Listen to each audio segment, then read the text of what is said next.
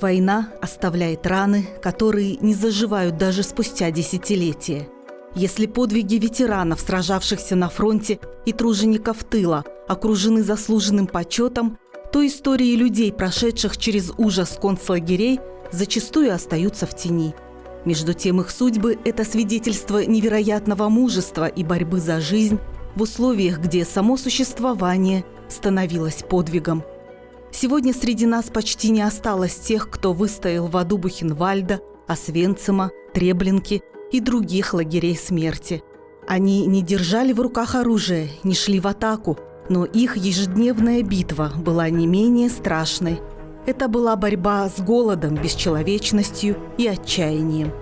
Среди этих стойких людей Владимир Корсанов, бывший узник Освенцима. Война отняла у него детство, разлучилась с семьей, но не смогла сломить его дух. 22 июня 1941 года жизнь семьи Корсановых из осетинского села Ильхотово изменилась навсегда. Война настигла их в Белоруссии, в городе Гродно, где отец Владимира служил офицером. В тот роковой день мать уехала в госпиталь, оставив 3 детей с соседкой, а утром в город ворвались фашисты. Отец 21 июня заступил дежурным по части, а мать работала в санчасти. И 21 числа, это была суббота, надо было отвезти документы в госпиталь. Но она не успела обратно на электричку и говорит: ладно, 22 утром я поеду. А 22 числа Гитлер неожиданно напал. Мы были у соседки, спали, все, где-то около 4 часов, даже, может быть, раньше. Начали бомбить. Мы думали сперва, что это военное учение. Но стекла ломались, здания рушились. На дворе шумно, в городе паника. И нас тоже быстро она одела все, и тоже выбежали во двор. Все бегут в сторону леса. Мы тоже выбежали, по тротуару шли, а по дороге уже шли немецкие танки. Танки, машины, мотоциклы. На небе было уйма, много черных самолетов. Самолеты фашистов. И они бомбили только где воинские части, производства, где вот такие вот. А людей они не убивали. Вот. Мы без оружия, и жители, и старики все бежали в сторону леса. Ну, передовая часть быстро проехала в Белоруссию. Одна часть осталась возле леса и остановила всю толпу. Через некоторое время подъехали несколько грузовых машин, и немцы вышли и начали отбирать маленьких детей. Ну так, до 10, до 12 лет. Старше не брали. Старшие оставались с родителями, а именно маленьких детей. И мы тоже попали. Дети кричали, пытались убежать, но их хватали, били и силой отрывали от взрослых. Владимиру было 8 лет, его брату Сергею 4, а маленькой Зине, которая едва научилась ходить, всего 1,5 года. Их, как и десятки других детей, затолкали в машины. Несколько грузовиков, заполненных испуганными малышами, двинулись в сторону Германии. Дети, не понимая, что происходит, плакали и звали родителей. Но их голоса тонули в реве моторов и хриплых командах на чужом языке. Дорога казалась бесконечной.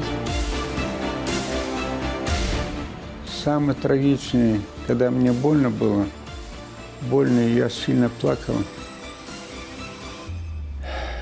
Первые дни, когда нас повели в лагерь, когда Белоруссию прошли, много военных они брали в плен. И детей выводили и показывали. Они хотели, чтобы кого-то, ребенка из тех, которые в плену, кого-то из детей, просто шантажировать, издеваться над его ребенком, чтобы он перешел на их сторону. И били, и убивали. И вешали, и расстреливали. Единственное, что мы могли, плакали. Хорошо, никто не попался из моих. Если бы отец попался, я бы, конечно, не выдержал, и бы папа подбежал бы.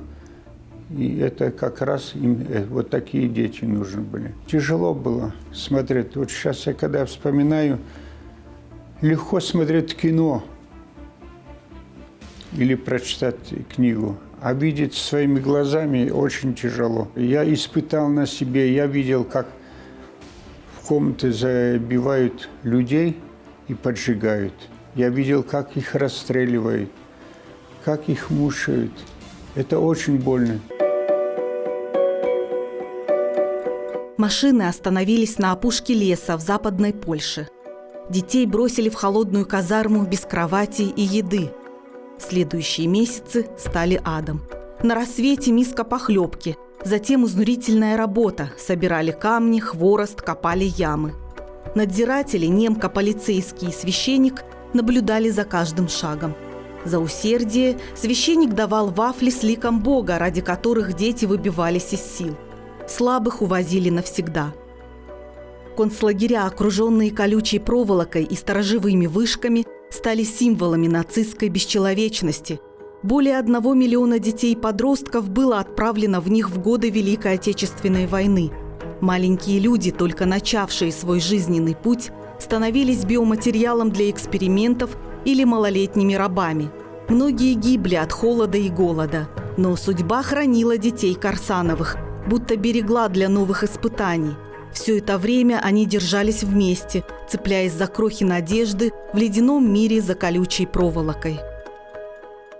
Детей куда-то они брали, они исчезали, я не знаю где. Это говорят, что надо было кровь более взрослых и здоровых. Кровь надо было, потом кожу надо было, волоса, не знаю что.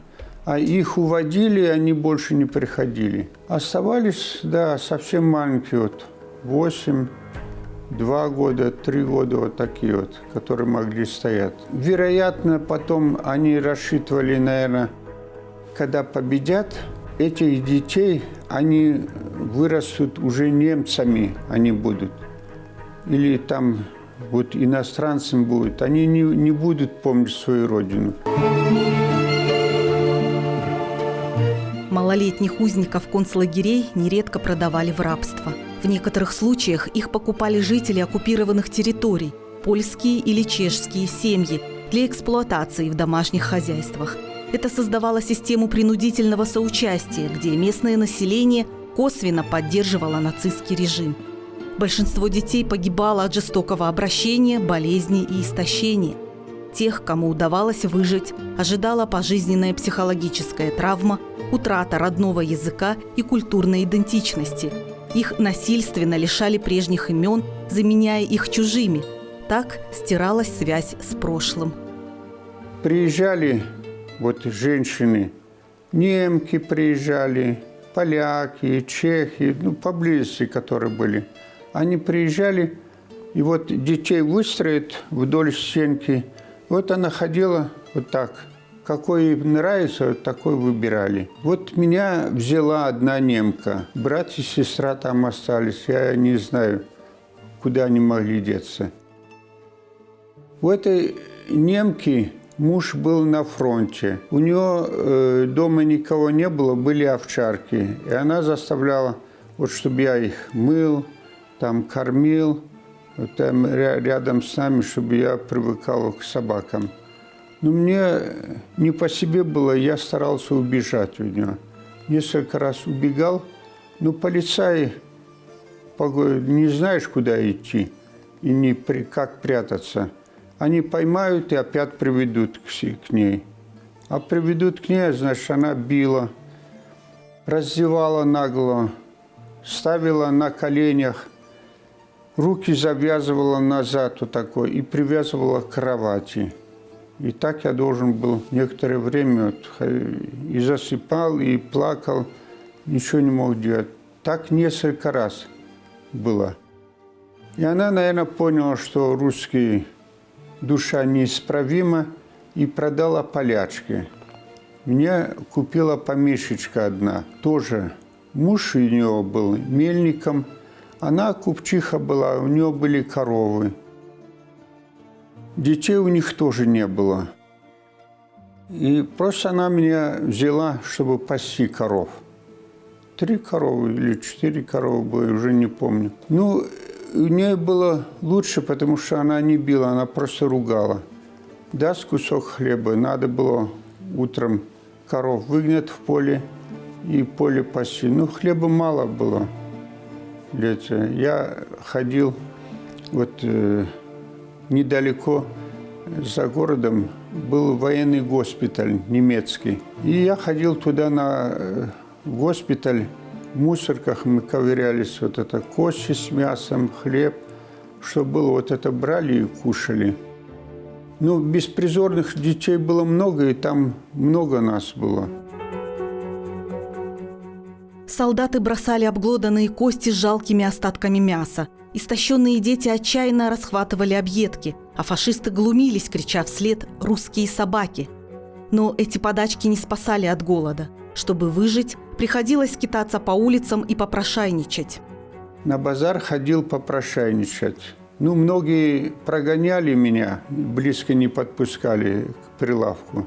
А некоторые звали, чтобы я подмел, там веник давали.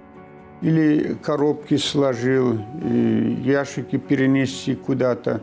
И угощали яблочком или булочкой. Украсть я не думал об этом, потому что они следили за мной, как я работаю. И не дай бог, если бы они заметили, что я нечестно взял что-то, не попросив, они бы, конечно, выгнали или набили бы и прогнали бы меня. Поэтому старался честно работать. Спустя 1,5 года судьба подарила маленькому Володе случайную встречу с братом Сережей на шумном городском рынке. С тех пор мальчики тайно встречались, делились едой и воспоминаниями, словно пытаясь склеить осколки разрушенного детства. Он работал тоже пастухом у другой хозяйки. В этом же городе мы жили на территории мельницы. Ветряная мельница такая, и она далеко была видна. И, конечно, было радостно, но уже мы разговаривали по-польски. Фамилия, имя давали хозяев. Значит, у меня же никаких документов нету. И так все дети. Мне звали Сынковский Владок. Это я до сих пор запомнил. Брат был тоже по-польски записан. Гуйков Ришек его звали. Ну, мы обменялись адресами, где я живу. Я показал эту мельницу, она далеко была видна. Он подсказал, где он живет. И потом мы вдвоем уже что соберем, выходили на дорогу, на край базара, и возле дороги садились полакомиться. Однажды, уже ближе к концу войны, бродя по рынку в поисках еды, Володя с братом заметили бричку, запряженную лошадью. В ней сидела девочка, удивительно похожая на их пропавшую сестру Зину. Братья бросились к повозке. Это действительно была она. Оказалось, Зину приютила польская семья. Хозяйка, добрая бездетная женщина, растила ее как родную дочь. Она, во-первых, хозяйке говорит, тоже по-польски говорит, что это мои братики. Мы когда просили, она нас позвала ближе, мы пришли. Ну, по-польски уже разговаривали, уже за 4 года мы забыли все. Она говорит, вы братики, приходи. Она нас, добрая полячка была, угостила и фруктами, и булочками все угостила. И говорит, приходите ко мне, к нам, я вас пущу с сестренкой побыть. А живу, показала поселок, достала салфетку и на салфетке нарисовала. Дорога, поселок. И говорит, 1-я, 2-я, по 2-й улице направо пойдете, такой-то дом. 3-й дом или 2-й дом, уже не помню. Зайдете и заходите, я вас всегда пущу. Нам, конечно, это было радостно. Я эту салфетку положил в карман. Но так и ни разу нам не удалось к ней прийти. Потому что уже скоро наши начали наступать, и приближалась к концу война.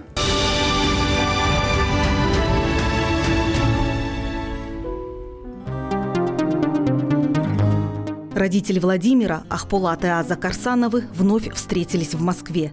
Когда началось масштабное наступление советских войск, они вместе продолжили путь на запад, через освобожденную Белоруссию. Дойдя до Гродно, отец, не теряя надежды, обошел весь разрушенный город, расспрашивая о судьбе 2 мальчиков и девочки. Но ответы приводили в отчаяние. Прежних жителей либо угнали в концлагеря, либо они погибли, а новые переселенцы лишь указывали на безымянные могилы. Мать, получившую ранение в Белоруссии, комиссовали по состоянию здоровья и отправили домой, в Ильхотово, где родные, убежденные в гибели детей, провели поминальный обряд. Казалось, война забрала у Карсановых все, но отец, участвовавший в освобождении Освенцима, продолжал верить в чудо, и оно свершилось. Отец продолжал дальше наступать, и как раз по пути ему достался вот этот концлагерь Освенцим, вот где сидели вот эти вот все белорусские все люди. И когда часовых сняли, выпустили, дверь открыли, все. Одна женщина вдруг подошла, обняла отца и говорит: «Ой, товарищ Карсанов, спасибо, вот вы спасли нас, вот, немцы издевались, все. Откуда, говорит, вы меня знаете?» А я жена вот офицера, назвала офицера, который служил с отцом, в этой же части был. И она знала. «А вы, говорит, нашли своих детей?» «Да нет, мы прошли Гродно все. Захоронений много. Наверное, погибли. А вы, говорит, не отчаивайтесь. Немцы очень много детей увезли в Германию. Посадили в машину и увезли дальше, в сторону Германии. Может быть, до Берлина вам еще идти, может быть, найдете». И у отца какая-то надежда была, может быть, действительно не погибли, а вот кого-то найду. И дальше наступали. 27 января 1945 года советские войска освободили Освенцим, крупнейший нацистский лагерь смерти, где погибли до 4 миллионов человек. Из ада вырвались 7500 узников, среди них 180 детей. Отец Владимира, офицер Ахпулат Карсанов, не терял надежды найти своих детей, угнанных в Польшу. Чудо случилось благодаря разведчику, узнавшему одного из сыновей их командира во встреченном им когда-то пастушке. Когда докладывал отцу, он говорит: «Вот в таком-то городе я был, и там заметил мальчугана. Вроде, говорит, похоже на вашего мальчугана».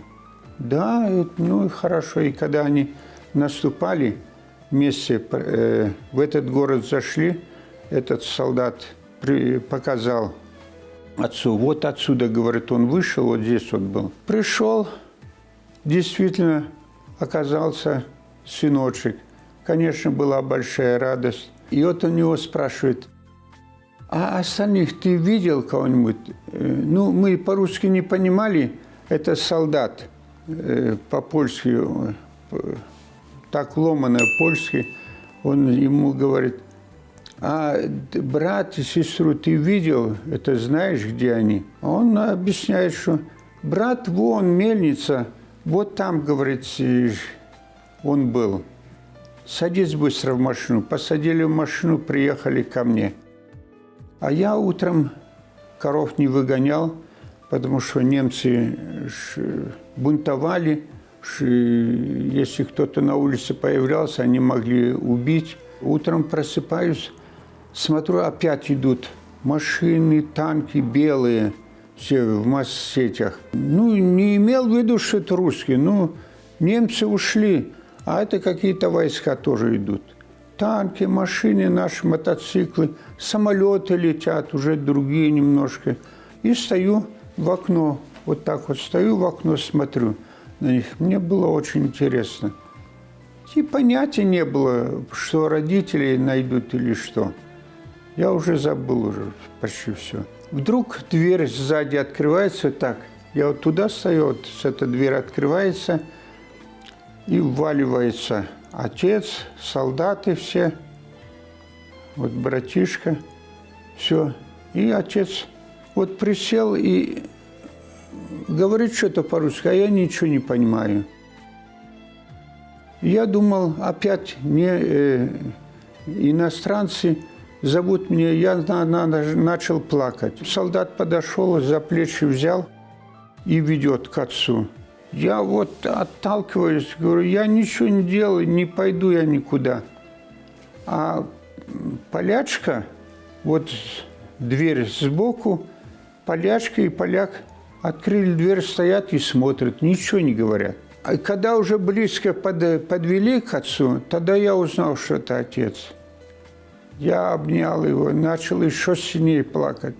Для меня была такая радость. Я по-польски говорю, папочка, родной, забери меня, я не хочу больше здесь оставаться. В общем, плакали. Когда успокоились, все прослезились, большая радость была. Отцу особенно двоих нашел. Это же, вот бы еще девочку, говорит, найти, дочку мою. И опять этому солдату говорит, солдат опять мне по-польски, поломанный польский говорит, а сестренку вы не видели? Я отцом увидел. И достаю эту салфетку, мне в кармане еще недавно же виделись. Вот так, говорю, этот поселок, вот дорога, говорит, надо идти, вот такой-то дом, вот там. Садись быстро. Быстро нас в машину посадили. Приехали по этому, как было нарисовано, точно. В этот дом заходим. Хозяйка за плитой стоит, что-то готовит, жарит. А сестренка вот за ногу вот такой взяла, вот стоит тоже, и тоже испуганно смотрит. Солдат объясняет, вот отец этой дочери пришел. Она взяла на руки и говорит, нет, я не отдам, я ее воспитала. Я ее купила, воспитала, понравилось, полюбила. Мы подошли тоже, нас она подпустила, мы тоже обняли, говорим, вот поедем в Москву, помнишь, вот метро, мавзолеи были, Ленина, это в 1939 году. Нет, это не папа, это Русь, говорит. Она тоже не узнала, не хотела идти. Потом отец показал, солдаты взялись с руки, посадите детей всех в машину. Они сели, дочку тоже он взял. Всех троих вывезли за город. Она, когда машину посадили, она вот впереди машины вот так вот легла, говорит, не пущу я, отдайте мою девочку. Опять солдат вышел, ее взял в сторону, машина отъехала. Отъехала, мы выехали.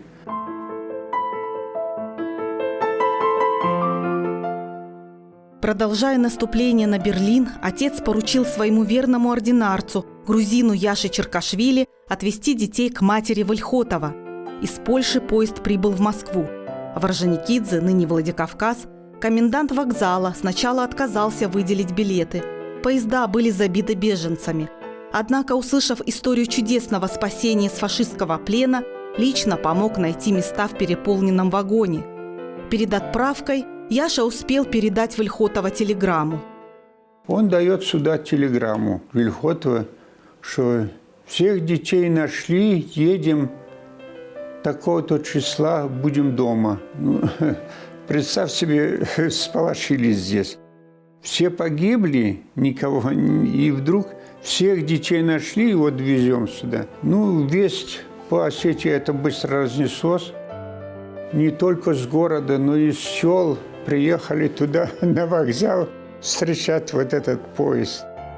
Нас высадил, привели к матери.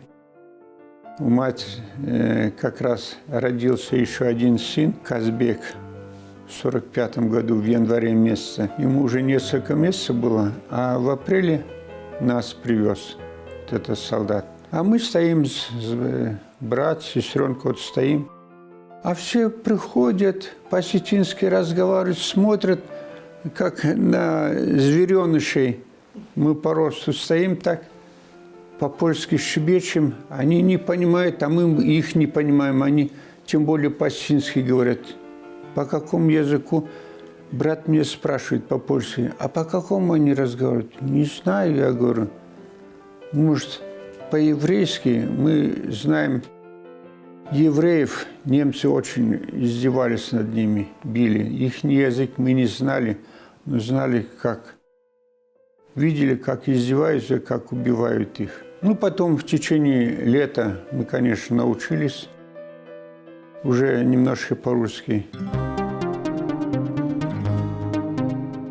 Владимир Карсанов провел 4 года в фашистском плену, почти забыв русский язык, а об осетинских корнях и вовсе не помнил. Он смирился с мыслью, что навсегда останется поляком под чужим именем Владек. Мысль о том, что родители их найдут, казалась нереальной, но жизнь преподнесла чудо. Владимир считает, что ему повезло, в отличие от других детей, оставшихся в Польше, Германии или Чехии. После возвращения начались попытки восстановить историю своей жизни.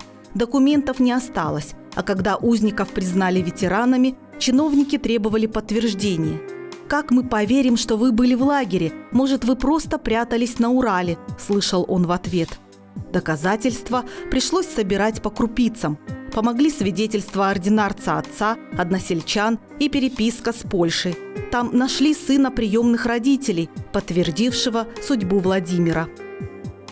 Из Москвы мне пришло, что напишите бургомистру вот Польши. Я ему это все коротко написал. И вот он мне пишет, что хозяин и хозяйка умерли. Вот хозяин тогда-то, хозяйка вот тогда-то. Но у них остался сын, а у них не было детей.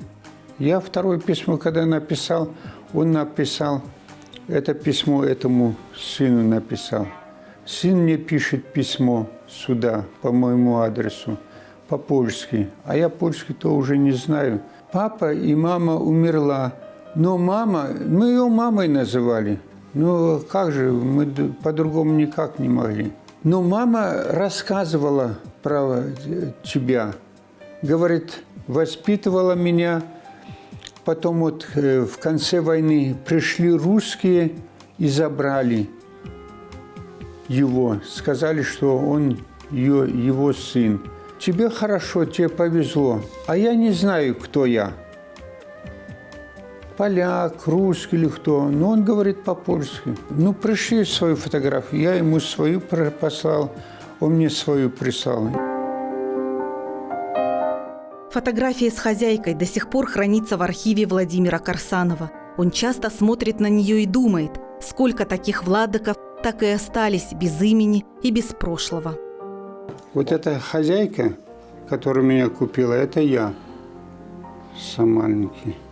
Это фотография того сыночка вместо меня. Когда меня забрал отец, она взяла другого ребенка и тоже воспитывала. Сейчас эти хозяева умерли, а он вот живой. Вот он свою фотографию прислал. И вот его письма.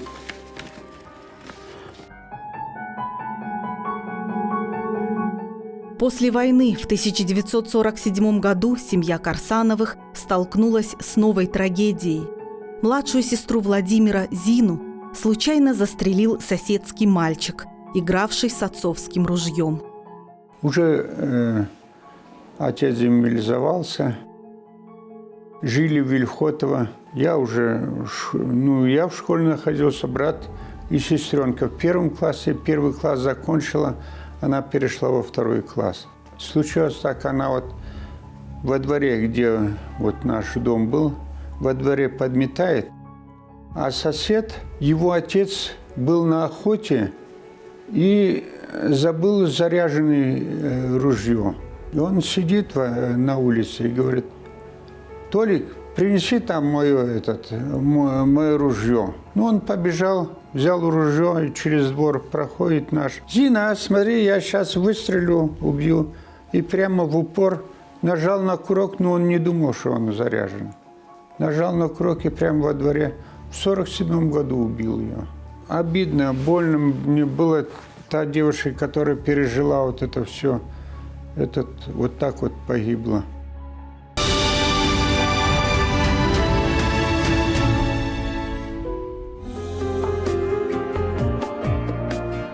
В школу Владимир пошел в сентябре 1945 года. Отец, чтобы отсрочить призыв сына в армию, изменил его дату рождения в документах. Вместо 1933 года указал 1934. Это позволило подростку закончить 8 классов и перейти в 9. Но через 1,5 месяца учебы он все же получил повестку в армию. Служба стала его призванием. 3 года срочной, затем офицерские курсы. В форме с безупречно начищенными сапогами он объехал полстраны. Служил в Германии, в Грузии. Но даже в строгом ритме военной жизни судьба готовила неожиданный поворот. Встречу, которая изменила все. Однажды, во время учебы в партийной школе, Владимир зашел в местную поликлинику. Там он увидел Зою, застенчивую медсестру с тетрадью в руках. Девушка, осиротевшая в войну, сразу привлекла его внимание. Владимир, привыкший к четким армейским инструкциям, на этот раз действовал интуитивно. Предложил помочь оформить документы, блеснув каллиграфическим почерком. Ну, я все с ней разговариваю, она все стесняется, она все больше и больше мне стало нравиться. Я ей помог там кое-что написать. И когда мать заговорила, что вот надо, вот я хочу внука, я говорю, я встретил девушку вот в поликлинике, была, вот звать Зоя. Она все стеснялась, нет, не хочу, не хочу. Зоя, ну я тебя прошу, Зоя. А потом у него часы были неисправны. Да, и говорю, сделал. А мой брат двоюродный был часовой мастер здесь. Я взял у нее и отдал этому брату, говорю, вот, говорю, надо сделать. Он сделал. Ремешок я этот снял, а цепочку, браслет одел. И дал я ей. Отец говорит, ну она не хочет. Это родители тоже отказываются. Но она еще маленькая, должна учиться. Я говорю, я дам ей время учиться. Все, только она. Она хочет, просто она стесняется. Вот доказательство. Ремешок вот этот показываю. Вот я взял часы ремонтировать, а ремешок оставил себе на память.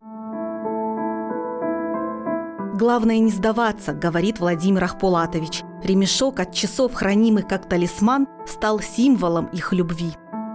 До сих пор храню этот талисман. О, она? Она? Да, Во, вот обманул девочку. ремешок, который... Я говорю, вот я ремешок, часы отремонтировал, ремешок снял, а купил браслет. Супруги Владимир и Зоя Корсановы прошли вместе долгий путь, отметив золотую, изумрудную и бриллиантовую свадьбы. В этом году они готовятся встретить железный юбилей – 65 лет совместной жизни, символизирующий нерушимую связь, закаленную временем и испытаниями. Для Владимира Ахполатовича Зоя Джабраиловна стала не только верной спутницей, но и ангелом-хранителем. Пережив в детстве потерю родителей, она научилась ценить семью как главную опору. Когда в 2020 году пандемия COVID-19 унесла жизнь брата Сергея, а сам Владимир тяжело заболел, именно ее забота спасла его. В сентябре, получается, у нас совместной жизни 65 лет со дня свадьбы. Ну, конечно, многое прошли. Жизнь военного, конечно, непросто. В разных местах жили, ездили, школы тоже меняли дети. Ну, 2 сыновей. Руслан тоже в армии отслужил. И младший сын, афганец Мурат, награжден, служил 2 года в Афганистане, награжден за отвагу медалью. Тоже жизнь, конечно, непросто была. Переживания, все очень сложно. У нас 8 внуков. и 2 правнучки. Сейчас в СВО служит внук. И традиция защитников Отечества у нас продолжается.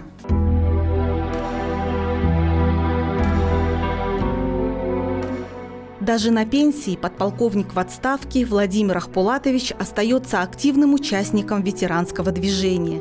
Он возглавляет секцию бывших несовершеннолетних узников фашизма, встречается со школьниками и студентами, делится историями о войне, участвует в патриотических мероприятиях. Надевая парадный китель с медалями, он с особым трепетом вспоминает каждый этап своего пути – от концлагеря в Польше до освобождения и долгого возвращения домой. Его главный посыл молодежи – мир – высшая ценность. Его нужно беречь, как самое хрупкое сокровище. Когда я бываю на встречах, в мемориале, и бывают дети, я всегда говорю, что наше поколение всегда воевали ради вас. Вот. Мы хотели, чтобы вы мирно учились, чтобы солнце смотрело, чтобы все было у вас хорошо. История Владимира Карсанова – лишь одна из тысяч похожих, но именно такие свидетельства напоминают. Великая победа ковалась не только силой солдатского оружия, но и слезами, страхом, непосильным трудом детей, прошедших сквозь ад концлагерей. Цифры обжигают жестокой правдой. 13 миллионов советских граждан погибли в лагерях смерти, гетто и местах принудительного содержания. Среди них 2 миллиона детей. Домой вернулся лишь каждый 10-й. Остальные канули в безвестность. Их могилы безымянны, жизни оборваны, а будущее украдено. Спустя десятилетия Владимир Карсанов продолжает борьбу, теперь за память. Его миссия важна как никогда, ведь фашизм, побежденный в 1945-м, не исчез. Он принимает новые формы, скрываясь под иными лозунгами, и ждет момента, чтобы вновь отравить сердца. Современная молодежь, лишенная прививки исторической памяти, рискует не распознать его опасность. Именно поэтому так важно говорить о войне без прикрас, чтобы юные поколения понимали – за словами «холод», «голод», «смерть» стоят украденное детство, сломанные судьбы, невыплаканные слезы матерей, тени исчезнувших семей, страх, въевшийся в кожу навсегда. Забвение равнозначно предательству, а правда – единственный щит против повторения катастрофы.